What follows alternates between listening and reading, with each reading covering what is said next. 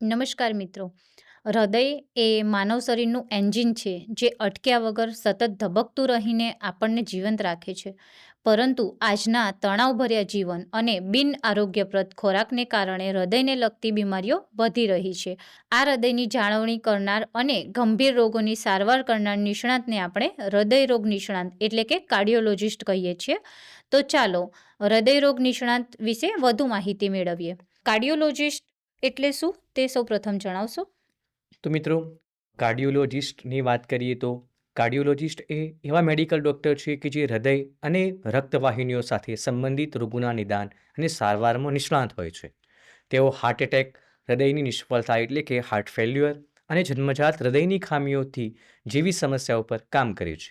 તેઓ હોસ્પિટલમાં અત્યાધુનિક મશીનરી દ્વારા હૃદયના ધબકારા, રક્તના પ્રવાહની તપાસ કરે છે.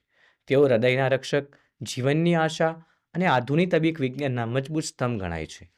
તો જે કાર્ડિયોલોજિસ્ટ હોય છે તેમની મુખ્યત્વે કામગીરી શું હોય છે ને તેઓ ક્યાં કામ કરે છે? કાર્ડિયોલોજિસ્ટની મુખ્યત્વે કામગીરીની વાત કરીએ તો તેમની જવાબદારીઓમાં કેટલીક બાબતોનો સમાવેશ થાય છે, જેવી કે ઇસીજી, ઇકોકાર્ડિયોગ્રામ અને ટ્રેડમિલ ટેસ્ટ એટલે કે ટીએમટી દ્વારા હૃદયની સ્થિતિ તપાસવી, હૃદયની નળીઓમાં રહેલા બ્લોકેજ શોધવા માટે એન્જિયોગ્રાફી કરવી, એન્જિયોપ્લાસ્ટી દ્વારા નળીઓ ખોલવી અને જરૂર જણાય તો સ્ટેન્ટ મૂકવા, હૃદયના ધબકારા અનિયમિત હોય ત્યારે પેસમેકર બેસાડવા, દર્દીઓને હૃદય સ્વસ્થ રાખવા માટે આહાર, કસરત અને જીવનશૈલી અંગે માર્ગદર્શન આપવું. કાર્ડિયોલોજિસ્ટના કાર્યસ્થળની વાત કરીએ તો સરકારી હોસ્પિટલમાં, સિવિલ હોસ્પિટલ અને સુપર સ્પેશિયાલિટી સરકારી હાર્ટ સેન્ટર્સમાં કાર્ય કરી શકે છે. ખાનગી ક્ષેત્રમાં કોર્પોરેટ્સ અને મલ્ટી સ્પેશિયાલિટી કાર્ડિયાક હોસ્પિટલમાં કામ કરી શકે છે. કેથ લેબ એટલે કે જ્યાં તેઓ હૃદયની જટિલ પ્રક્રિયાઓ અને સર્જરી કરી શકે છે. શૈક્ષણિક સંસ્થાઓમાં, મેડિકલ કોલેજમાં કાર્ડિયોલોજી વિભાગના પ્રોફેસર તરીકે કાર્ય કરી શકે છે અને સંશોધન કેન્દ્રોમાં હૃદયરોગની નવી દવાઓ અને સારવાર પદ્ધતિઓના સંશોધનમાં પણ કાર્ય કરી શકે છે. જી, તો કાર્ડિયોલોજિસ્ટ બનવા માટે જરૂરી વ્યક્તિગત ગુણો કેવા હોવા જોઈએ?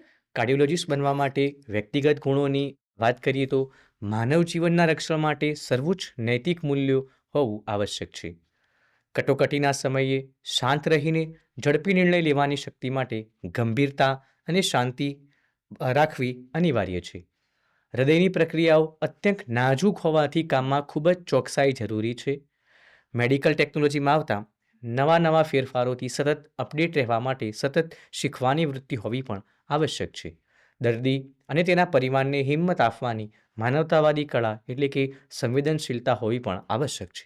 જી, તો કાર્ડિયોલોજિસ્ટ બનવા માટે શૈક્ષણિક લાયકાત અને તેની ભરતી પ્રક્રિયા શું હોય છે? તો મિત્રો, કાર્ડિયોલોજિસ્ટ બનવા માટે શૈક્ષણિક લાયકાતની વાત કરીએ તો ધોરણ 12 વિજ્ઞાન પ્રવાહ બી ગ્રુપ પાસ કરીને નીટ યુજી પરીક્ષા આપવી જરૂરી છે. ત્યારબાદ એમબીબીએસ 5.5 વર્ષનો કોર્સ પૂર્ણ કરવો પડે છે અને ત્યારબાદ સંબંધિત ક્ષેત્રમાં અનુસ્નાતકની ડિગ્રી પ્રાપ્ત કરવી પડે છે. નીટ પીજી પાસ કરીને એમડી જનરલ મેડિસિન અથવા તો ડીએનબીમાં 3 વર્ષનો અભ્યાસ કરવો પડે છે.